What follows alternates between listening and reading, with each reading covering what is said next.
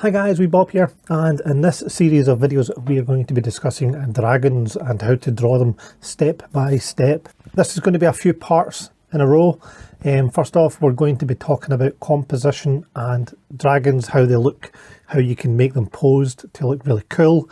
There's loads of different types of dragons. They feature in lots of different types of movies. So you've got them in Game of Thrones, you've got them in Lord of the Rings, got them in Harry Potter.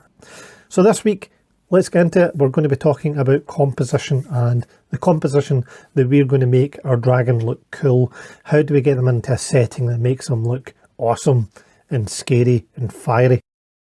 And that leads us on to values. Now, not what is right and wrong, but lightness and darkness in our images and how they help us make our 2D images look 3D.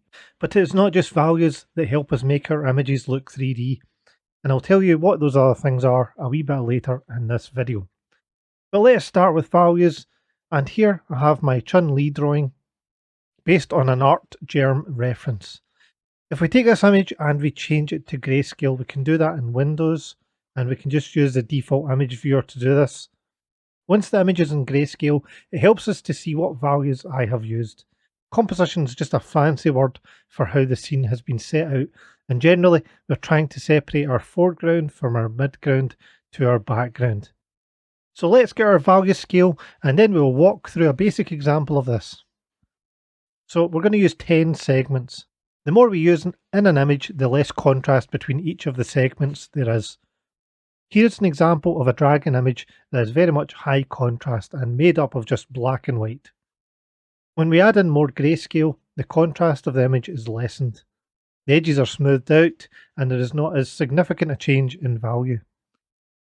If you do an internet search, you will tend to get this type of scale, which goes from 0 to 10, 0 being the darkest to 10 being the lightest. But in percentage terms, these go the opposite way, and this is how it is displayed in some digital art programs.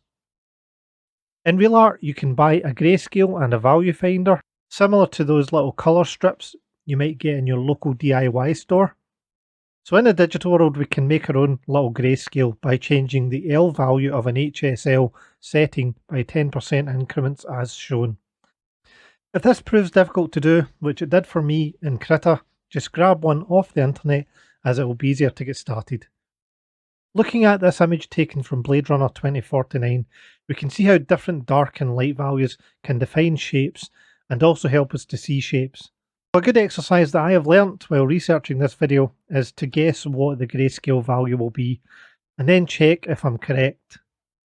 Or just before you colour pick to determine the value, say it in your head or out loud and see how close you are. This has helped me to train my brain, but when I first heard this method I was a wee bit sceptical. This is never going to work, but it does, and it seems to work quite well. As a basic exercise to get us started with our dragons, we can pick 3 colours from our grayscale: a dark tone, a mid-tone and a light tone. As shown in this example, we lay down our background first, then lay down our mid-tone and then lay down our dark tone, with the furthest objects from the camera or our eyes being the lightest and the closest object being the darkest. So as you can see, in a background far in the distance, our darkest colour is limited to this value. So we don't want our background to come forward, and we want to limit the value of the grayscale that it can get to. And sometimes this is known as atmospheric perspective, because as we look into the distance, the hills get kind of washed out by the atmosphere, the layers of the atmosphere. And the scale of the background is like 3 segments of our scale. We then move to our midground, and again our darkest value will not be higher than say 7 on our scale.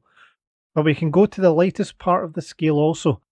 We then move on to our foreground, and in this case we are looking at using values between 7 and 10, but again we can use the lightest of values, we can use the whole scale at this point. These rules are not set in stone, but they're a good set of rules to get us started. But as with art, always there are many different types of art where these rules are ignored, yet the paintings are still amazing. From a foundational point of view, with regards to values, this is our starting point. Let's learn to use one tool at a time, not overcomplicate artwork. So as you can see, we get a nice 3D effect and have allowed for what is known as I have said, atmospheric perspective by using these lighter values for our mountains in the far distance and limiting how dark they can get.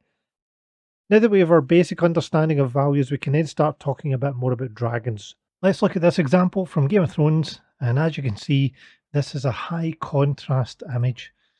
And I'm going to guess that the light is between 1 and 2, but probably closer to 1. And the high contrast of the dragon is an 8 or 9 compared to the background. And when we use the colour picker, we can see we get 9 for the darker part of the image, and we'll get a much lighter one for the background. The composition of this image is great, as the dragon looks so fearsome, but with the arcing in the back, our eyes start with the head, and then they move up to Khaleesi, or Emilia Clarke, who's sitting on the back of the dragon. If you think differently, let me know in the comments. If this video has been of use to you so far, please remember to give me a like. The next example I wanted to show you was this image by Kleiner H. And let's guess some values. So I'm guessing a 10, and then 9, 4, 7. Let's see if I got them right. The first is a 9, I was close. The second is close. 2, an 8, but not close enough. Close again. The third one is a 6, and I guessed a 4, so I was quite far off with that one. And the last is an 8, and I guessed a 7. But no cigar for me. We can generally see where our foreground is as illustrated, therefore we would expect these mid-ground values to not go to 9 or 10, but range lower than that.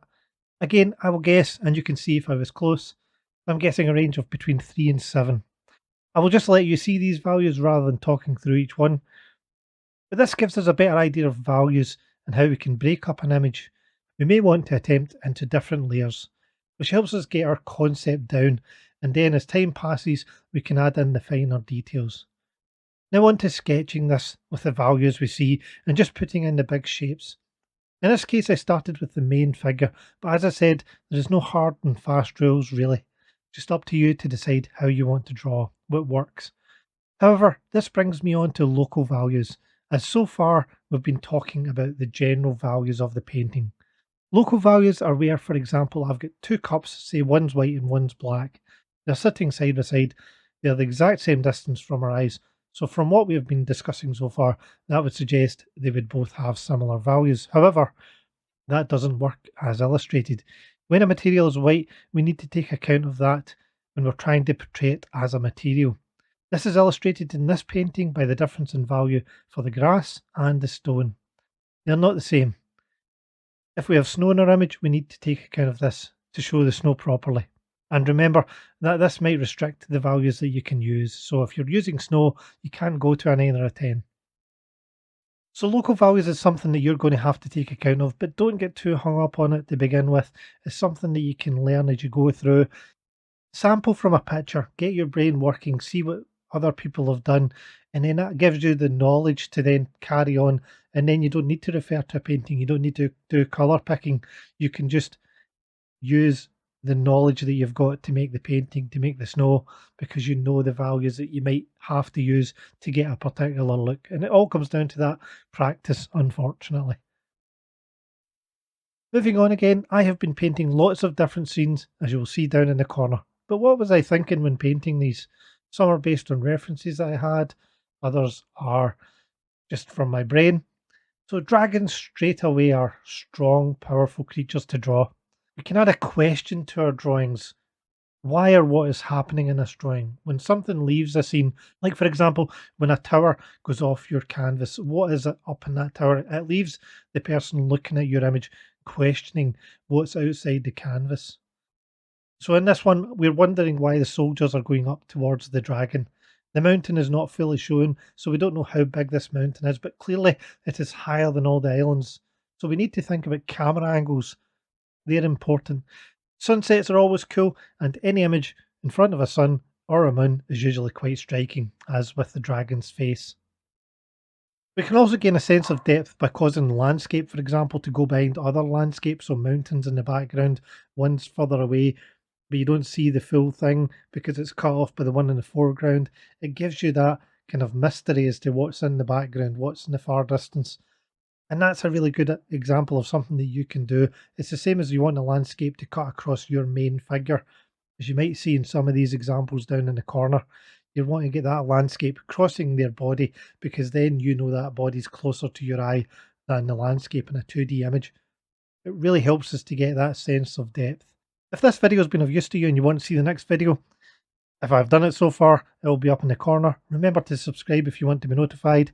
If the video is not up, you might want to check out my other dragon drawings in the playlist shown. Thanks for watching, and wee Bob is out.